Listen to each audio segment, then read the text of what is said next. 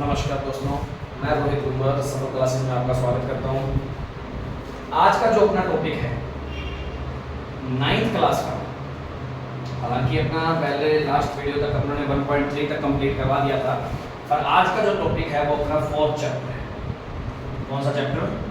4th chapter की बात कर रहे हैं अपने, जिसका नेम है लीनियर इक्वेशन इन टू वेरिएबल्स।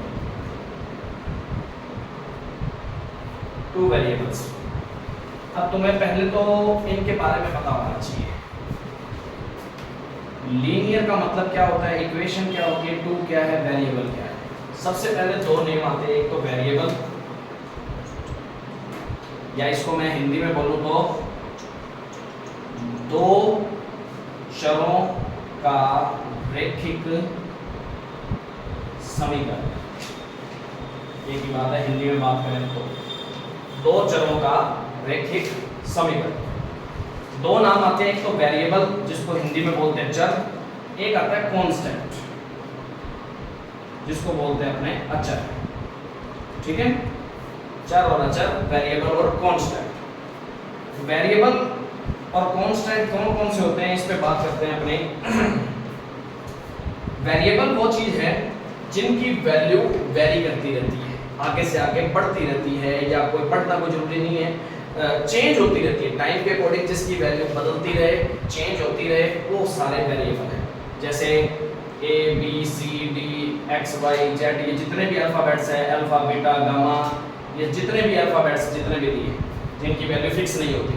जैसे अब एक क्वेश्चन में x की वैल्यू 1 है, दूसरे क्वेश्चन में x की वैल्यू 2 भी हो जाती है, कई बार x की वैल्यू 7 भी आ जाएगी, कहीं x की वैल्यू 5 भी आ जाएगी। इस तरीके से वैल्यू चेंज हो रही है ना, जैसे जैसे क्वेश्चन चेंज हो रहे हैं, टाइम चेंज हो रहा है, तो वैसे वैसे वैल्यू बदलती रहती है, अलग अलग क्वेश्चन में अलग अलग आती रहती है। ठीक है, तो वैल्यू जिनकी बदल सकती है, जो चेंज हो सकते हैं, वो वेरिएबल होते हैं, जिनको अपने चर भी बोलते हैं। कांस्टेंट अचर, जो चर नहीं है, इसका मतलब जो फिक्स है।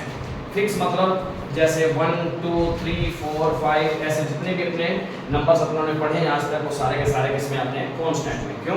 क्योंकि दो, अब आज अपने पास 2 रुपए हैं, तो वो कल भी 2 रुपए ही रहेंगे ना। ऐसा तो है नहीं कि उसकी वैल्यू 2 रुपए 5 रुपए में बदल जाएंगे, बड़े हो जाएंगे, ऐसा तो है नहीं। तो ये चीज ध्यान देना। तो ऐसे जो फिक्स वैल्यूज है ना, अपने आप में जो फिक्स ही रहती है हमेशा, वो होती है कांस्टेंट। समझ आ गई बात? अब अपने पास क्वेश्चन के अंदर होंगे कितने वेरिएबल, 2 वेरिएबल, जिसमें अपने ज्यादातर x और y के बारे में पढ़ते हैं आज तक। वेरिएबल्स जो भी अपने ज्यादातर लिए जाते हैं वो x और y में चलते हैं, लेने को कुछ भी ले सकते हैं वैसे तो, और ज्यादातर अपने x और y में। अब बात आती है इक्वेशन। इक्वेशन वो होती है जिसके अंदर इक्वेशन मतलब इक्वल का साइन लग जाए। जैसे x + y = 2, ये हमारी कितने वेरिएबल में एक इक्वेशन है, 2 वेरिएबल भी आ गए और एक इक्वेशन भी बन गई। इक्वेशन का मतलब जिसकी 2 साइड्स हैं और इक्वल का साइन आ गया बीच में, एक लेफ्ट हैंड साइड एक राइट हैंड साइड बन रही हो इक्वल की साइन की वजह से। ठीक है, वो इक्वेशन थी हमारी। अब बात आती है लीनियर। लीनियर इक्वेशन कौन सी होती है? लीनियर इक्वेशन वो है जिसमें वेरिएबल की पावर कितनी होती हो, 1 पावर होती हो, तो उसको लीनियर वेरिएबल बोलते हैं। और लीनियर क्या बोलते हैं, इक्वेशन बोलते हैं। अपनों ने ये पहले भी पढ़ा था, पॉलिनोमियल वाले में पढ़ा था। लीनियर अपना पॉलिनोमियल, बाइनोमियल और ट्राइनोमियल, इस तरीके से अपनों ने पढ़ा था ना। तो लीनियर वहाँ पे भी यही था कि जिसमें वेरिएबल की पावर कितनी होती हो, 1 होती हो, तो वो एक अपने आप में कौन है, लीनियर इक्वेशन है। ठीक है, वहाँ पॉलिनोमियल पढ़े थे, उसमें इक्वल का साइन नहीं होता था। यहाँ इक्वेशन पढ़ रहे हैं, इसमें इक्वल का साइन होगा। और कितने वेरिएबल में, 2 वेरिएबल में। और लीनियर होंगे मतलब दोनों की पावर कितनी होगी, 1 होगी। अपने को ये क्वेश्चन के अंदर दिया होगा। ठीक है, अब देखो मैं एक बात बताता हूँ। नॉर्मल जो भी इक्वेशन होती है ना हमारी, वो इस फॉर्म में होती है, ax + में by + में c = 0। अब ध्यान देना, अपने मेन वेरिएबल कौन है, x और y ही हैं। अब तुम सोच के बैठ जाओ, सर ये a b c d तो वेरिएबल ही दिख रहे थे, आपने तो वेरिएबल भी लिखे। पर ऐसी इक्वेशन में x और y को ही हम वेरिएबल बोलते हैं, क्योंकि अपने कितने वेरिएबल आएंगे, अभी 2 वेरिएबल आएंगे, तो वो 2 वेरिएबल x और y ही हैं हमारे। एक बार के लिए लेट करके चलते हैं सिर्फ, बाकी जो भी कंडीशन होगी ना, ये किसको रिप्रेजेंट कर रही है, x, ये a b c दोनों तीनों, ये अपने आप में कांस्टेंट वैल्यू होगी, कोई ना कोई कुछ भी हो सकता है। जैसे यहाँ एक ही, ये इसके साथ जो भी है, और ये अपने आप में वेरिएबल होंगे। अब जैसे मैं एक इक्वेशन लिखता हूँ 2x + 3y + में 3 = 0, लिख दिया। तो अपने को क्या कहेगा कि इसमें a b c की वैल्यू बताओ। तो x का जो मल्टीपल है कितना a, y का जो मल्टीपल है वो, और जो अकेला पड़ा है वो c की वैल्यू। पर ये कब a b c की वैल्यू होंगी, जब इस इक्वेशन से क्या करनी हो, कंपेयर करना हो, कंपैरिजन करना हो तभी, ठीक है ना। क्वेश्चन में यदि कहा हो कि इस इक्वेशन को इस इक्वेशन से कंपेयर करो फिर उसकी a b c की वैल्यू बताओ, तब बात है। मान लो कि कल को इक्वेशन को जरूर थोड़ी a की वैल्यू ही ले, यहाँ k यहाँ l यहाँ m दे दे, है तो ये भी कांस्टेंट ही अपने लिए एक बार, क्योंकि मेन वेरिएबल तो x y है। तो अब की बार किसकी वैल्यू पूछ लेगा वो, k l m की n की वैल्यू बताओ।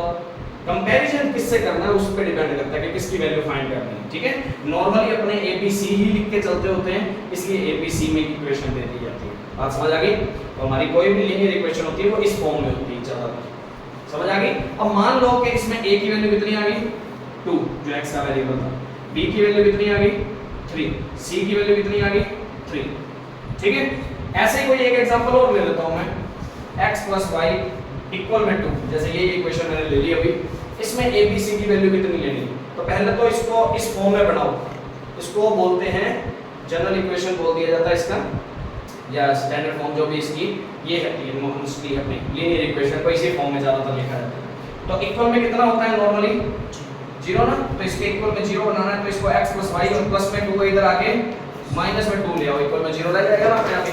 तो अब a की वैल्यू कितनी 1, b की वैल्यू कितनी 1, कांस्टेंट है ये अपने आप में, x और y नहीं, x और y को छोड़ के जो उनके मल्टीपल है वो a और b हैं, ये ध्यान रखना। तो a की जगह पे कौन है मल्टीप्लाई में 1, b की जगह पे कौन मल्टीप्लाई में 1, क्योंकि किसी के भी कोई भी मल्टीप्लाई में नहीं पड़ा ना तो उसके मल्टीप्लाई में हमेशा कौन पड़ा है 1 पड़ा ही पड़ा है। अब ये c की वैल्यू कितनी 2 नहीं -2, ध्यान रखना c की वैल्यू कितनी, माइनस का साइन आ रहा है तो माइनस का 2, यदि यहाँ माइनस होता फिर जैसे ये लिख रहा हूं मैं, तो a की वैल्यू कितनी 1 हो जाएगी क्योंकि इसके मल्टीप्लाई में 1 है, इसके मल्टीप्लाई में कितना -1 है आपकी बात, ठीक है। तो b की वैल्यू -1, c की वैल्यू 2, ये बात समझ आ रही है। तो ये अपना बेसिक है, अपना 4.1 समझो इस पे ही डिपेंड करता है, तो आराम से तुम इस चीज को समझ सकते हो और इसको कर सकते हो, ठीक है। तो इससे रिलेटेड जो भी अपनी कंडीशन है अपने उस पर बात करते हैं अपने, तो प्रॉब्लम तो नहीं इस बेसिक के बारे में, ये हो जाएगा। अब बात करते हैं अपने क्वेश्चन 4.1 के। 4.1 के क्वेश्चंस को मैं देखता हूं।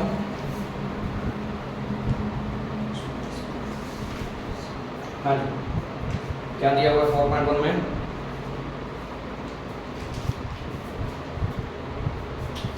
The cost of a notebook is twice the cost of a pen. मतलब एक नोटबुक है, इसकी कॉस्ट ऑफ नोटबुक और कॉस्ट ऑफ पेन। कॉस्ट मतलब उसको खरीदने की कितना उसका मूल्य है, कितने उसके रुपए लगेंगे। नोटबुक की कॉस्ट, नोटबुक के रुपए कितने हैं, कितने की एक नोटबुक है, पेन कितने का है एक, ठीक है। अब वो कंडीशन में क्या कह रहा है कि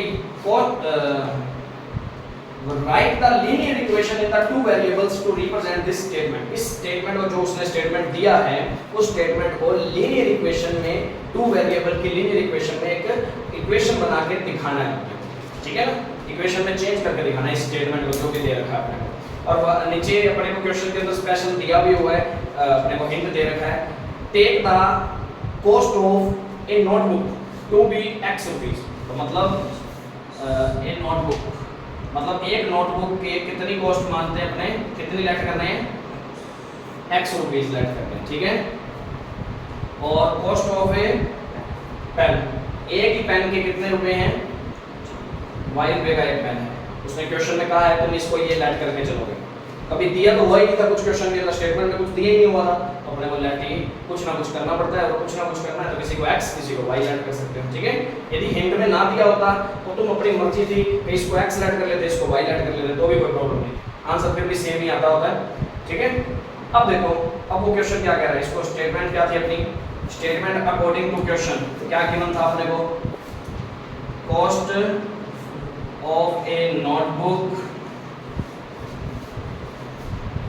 कितना है, इज ट्वाइस, ट्वाइस मतलब दो गुना, दो गुना है किसका, the cost of a pen.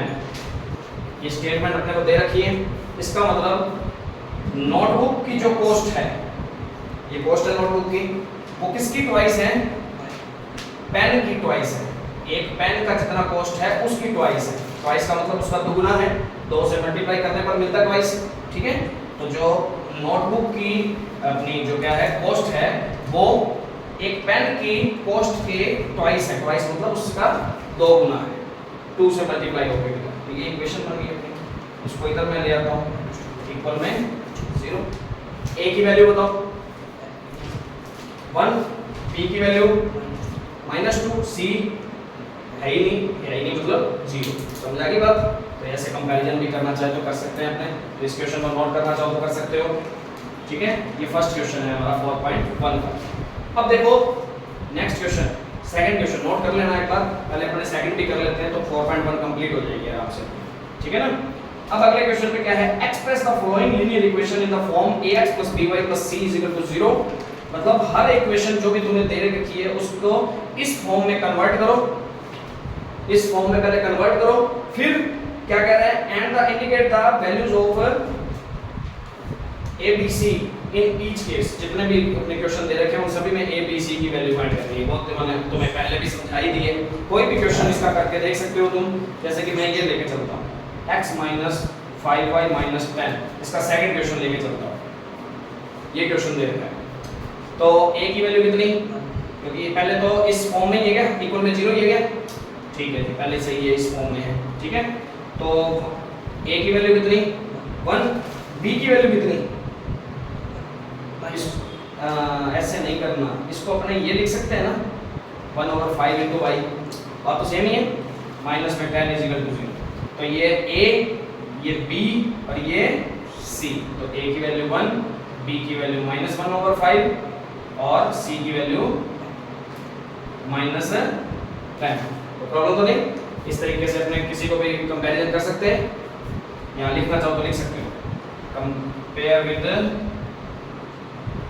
Compare किसके साथ कर रहे हैं, ax + by + c = 0। इससे कंपेयर कर रहे हैं, इस इक्वेशन कर लेंगे। कंपेयर किया, a, b और c की वैल्यू अपने निकाल दी, तो प्रॉब्लम तो नहीं है। वैसे कोई भी क्वेश्चन है इसका कर सकते हो। अब देखते हैं ये है, जैसे 5 - 2x = 0। कंपैरिजन करना a से, a की वैल्यू, a कौन होता है जो x का मल्टीप्लाई में है, x के मल्टीप्लाई में कौन है -2 है, कौन है, हाँ। तो ऐसे ही जल्दबाजी में ये मत सोच लेना कि हमेशा पहले जो पढ़ा वही a है, कहीं 5 मान के चल लो फटाफट। ये गलती करने के चांस रहते हैं क्योंकि अपने रट्टा मारने वाले ज्यादा सोचते हैं बड़ा, ऐसा नहीं। x का जो मल्टीप्लाई में है वो a है, y का जो मल्टीप्लाई में है वो b है, जो अकेला पड़ा है वो c है। y वाला है क्या इसके अंदर कोई स्टेप, है ही नहीं, तो b की वैल्यू कितनी हो गई 0, है ही नहीं, y है ही नहीं, तो y है ही नहीं तो इसको अपने क्या लिख सकते हैं, प्लस में 0y लिख दो तो कोई फर्क पड़ जाएगा क्या, बात तो सेम ही रह जाएगी। तो y का मल्टीप्लाई कितना है, मल्टीपल 0, ठीक है ना। कोफिशिएंट भी बोल सकते हैं, मल्टीपल भी बोल सकते हैं। अब देखो c की वैल्यू कितनी है, जो अकेला पड़ा है, जिनके साथ x और y है ही नहीं, कितना है, ये ध्यान रखना, ऐसी गलती होने के चांस रह जाते हैं। ऐसे क्वेश्चन ये जान के उठपटांग से देगा। तो ये अपना कौन सा है, 8th क्वेश्चन है सेकंड का, और ये कौन सा है, सेकंड क्वेश्चन है किसका, सेकंड का। तो इस तरीके के जितने भी क्वेश्चन हैं तुम अपने आप करोगे, सभी इक्वेशंस को पहले इस फॉर्म में कन्वर्ट करोगे, ठीक है, और इक्वल में क्या लाओगे, 0 लेके आओगे। नहीं है तो पहले जो भी इक्वल में पड़ा है उसको एक साइड में लेके पहले 0 बनाओगे, फिर उसके बाद कंपैरिजन करोगे, फिर आंसर निकालोगे। कोई प्रॉब्लम तो नहीं, ठीक है। और यदि वीडियो अच्छी लगी हो तो लाइक और शेयर जरूर करें, ज़्यादा से ज़्यादा अपने दोस्तों के साथ आगे कहें, उनको सब्सक्राइब करवाने के लिए चैनल को। यदि वीडियो अच्छी लगती है तो लाइक भी करवाएं, ठीक है। और कोई भी प्रॉब्लम लगी हो तो कमेंट बॉक्स में आप बता सकते हैं।